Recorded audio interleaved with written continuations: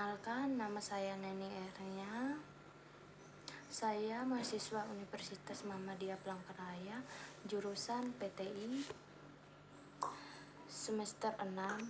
Di sini saya ingin mempresentasikan tugas tentang Standar Nasional Pendidikan. Peraturan Pemerintah Nomor 19 Tahun 2005 tentang Standar Nasional Pendidikan. Lingkup SNP. 1. Standar Nasional Pendidikan SNP adalah kriteria minimal tentang sistem pendidikan di seluruh wilayah hukum Negara Kesatuan Republik Indonesia. 2. Lingkup Standar Nasional Pendidikan meliputi A.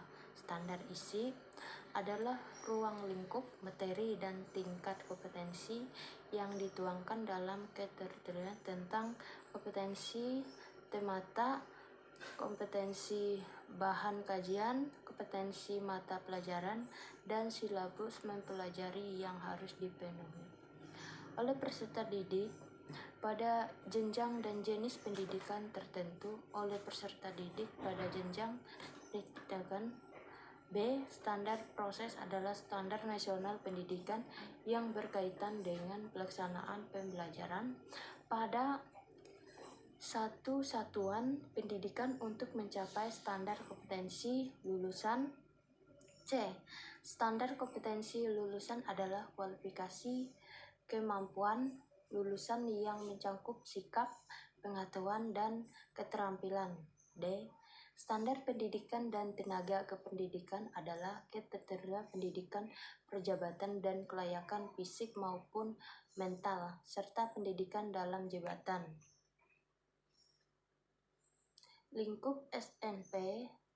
Standar sarana dan prasarana adalah standar nasional pendidikan yang berkaitan dengan kriteria minimal tentang ruang belajar, tempat berolahraga, tempat beribadah, perpustakaan, laboratorium, bengkel kerja, tempat bermain, tempat berkreasi dan berkreasi, serta sumber belajar lain yang diperbarukan untuk menunjang proses pembelajaran, termasuk penggunaan teknologi informasi dan komunikasi.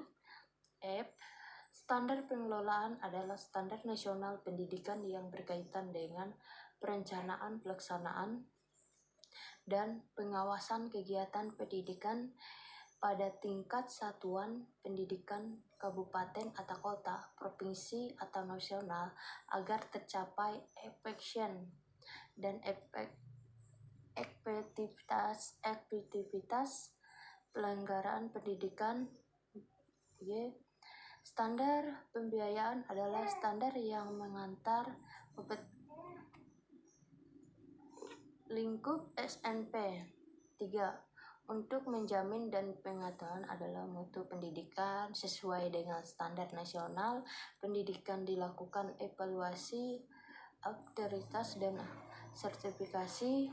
4. Standar nasional pendidikan disempurnakan secara terencana, tertera dan berkelanjutan sesuai dengan kebutuhan perubahan kehidupan lokal, nasional, dan global. Standar isi. 1. Standar isi mencakup lingkup materi dan tingkat kompetensi untuk mencapai kompetensi lulusan pada jenjang dan jenis pendidikan tertentu.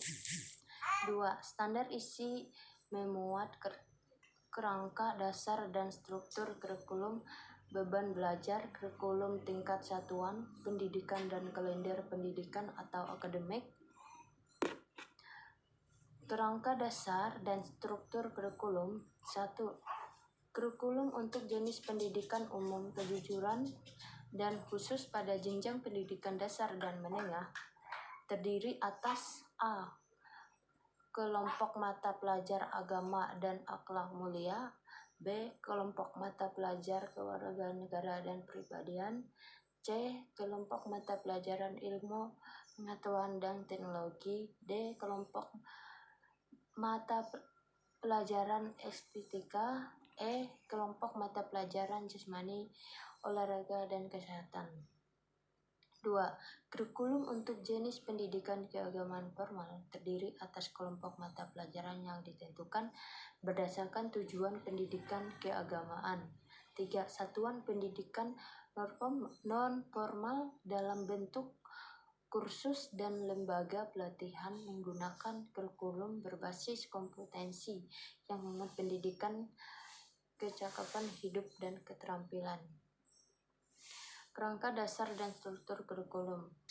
Tiap kelompok mata pelajaran dilaksanakan secara holistik, sehingga pembelajaran masing kelompok mata pelajaran mempengaruhi dan menghasilkan peserta didik. 5. Semua kelompok mata pelajaran sama pentingnya dalam mematukan kelulusan peserta didik dari satuan pendidikan pada pendidikan dasar dan menengah. 6. Kurikulum dan silabus SD atau MI, SDLB, paket A atau bentuk lain yang sederajat menekankan penting kemampuan dan kegemaran semacam menulis, kecakapan, berhitung, serta kemampuan berkomunikasi. Kerangka dasar dan struktur kurikulum. 7. Kelompok mata pelajaran agama dan akhlak mulia pada SD, MI, SDLB, paket A, SMP, MTS,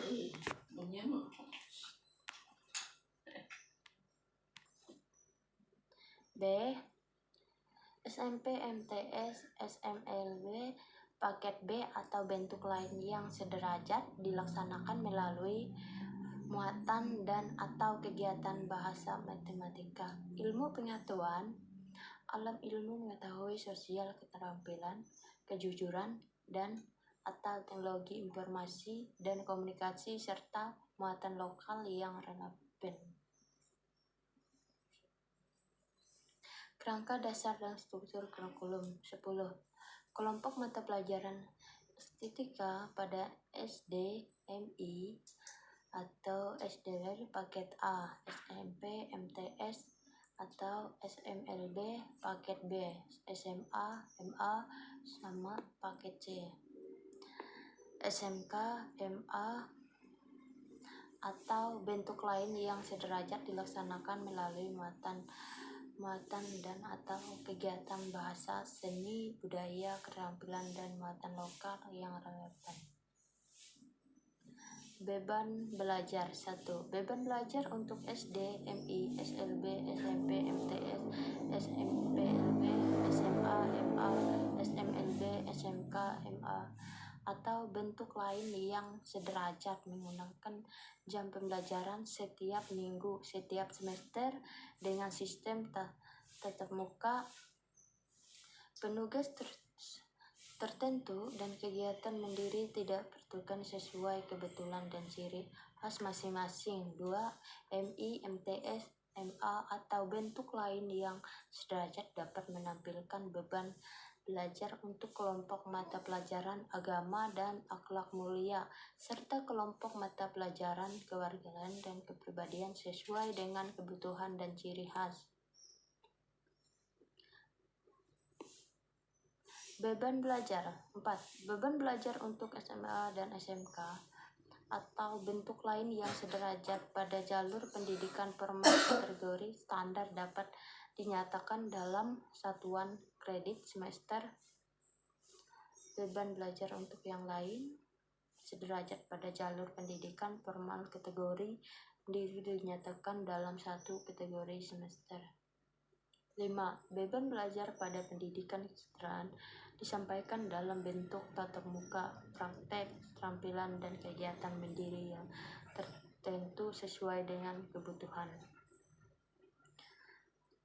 Beban belajar. 7. Kurikulum untuk SMP, MTS, SMPLB, atau bentuk lain yang sederajat, SMA, MA, SMLB, atau bentuk lain yang sederajat, SMK, MA, atau bentuk lain yang sederajat dapat memasukkan pendidikan kecakapan hidup. Beban belajar. 11. Pendidikan kecakapan hidup dapat diperolehkan serta didik dari satu pendidikan yang bersangkutan atau dari satuan pendidikan non formal yang bersatu dengan kalian akreditasi. Beban belajar 13.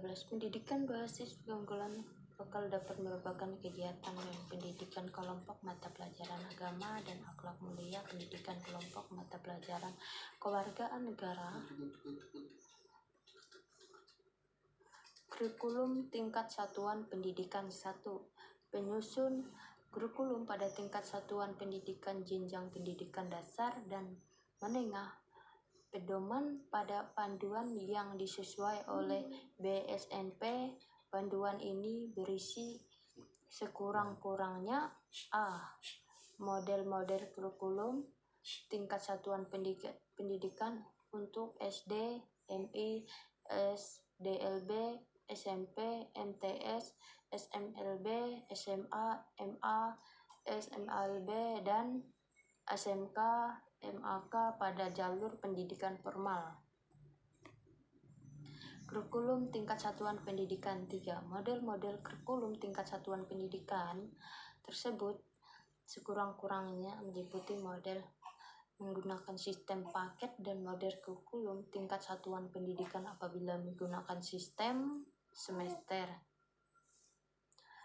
Kurikulum tingkat satuan pendidikan 5. Sekolah dan komite sekolah atau manajemen komite berdasarkan mengembangkan kurikulum tingkat satuan. Kalender pendidikan. Kalender 1. Kalender pendidikan atau kalender akademik mencakup permulaan tahun ajaran, minggu aktif belajar, waktu belajar efektif, dan hari libur. 2. Hari libur dapat berbentuk jeda tengah semester selama-lamanya 1 minggu dan jeda antar semester. Standar kompetensi lulusan. Standar kompetensi lulusan digunakan sebagai pedoman penilaian dan penentuan kelulusan peserta didik dari satuan pendidikan. Standar kompetensi lulusan meliputi standar kompetensi lulusan pada jenjang pendidikan dasar, bentuk-bentuk berdasarkan dasar kecerdasan, pengetahuan, kepribadian. Standar penilaian pendidikan. Penilaian pendidikan pada jenjang pendidikan dasar dan menengah terdiri atas penilaian hasil belajar oleh pendidik, penilaian hasil belajar oleh satuan pendidikan, penilaian hasil belajar oleh pendidik. Penilaian hasil belajar oleh pendidik dilakukan secara berkesinambungan untuk mematukan proses kemajuan dan perbaiki hasil dalam bentuk ulangan harian, ulangan tengah semester, ulangan akhir semester untuk ulang yang menilaikan pencapaian potensi peserta didik. 2. Penilaian hasil belajar kelompok mata pelajaran agama, akhlak mulia, serta kelompok mata pelajaran kewargaan dan kepribadian dilakukan oleh A. Pengamatan terhadap perubahan perilaku dan sikap untuk menilai perkembangan efektif kepribadian peserta didik, serta B. Ujian ulangan atau penugas untuk mengukurkan aspek negatif peserta didik. Dan hasil belajar oleh pendidik. 6. Untuk jenjang pendidikan dasar dan menengah SMP memberikan panduan penilaian untuk kelompok mata pelajaran agama, akhlak mulia. B. Kelompok mata pelajaran kewargaan dan kepribadian. C. Kelompok mata pelajaran ilmu pengetahuan dan teknologi. D. Kelompok mata pelajaran estetik dan E. Kelompok mata pelajaran jasmani, olahraga, dan kesehatan. Penilaian hasil belajar oleh satuan. Penilaian hasil belajar oleh satuan pendidikan tujuan menilai pencapaian standar kompetensi lulusan untuk semua mata pelajaran. Sekian dari saya. Jika ada kata-kata saya yang salah, saya minta maaf. Terima kasih.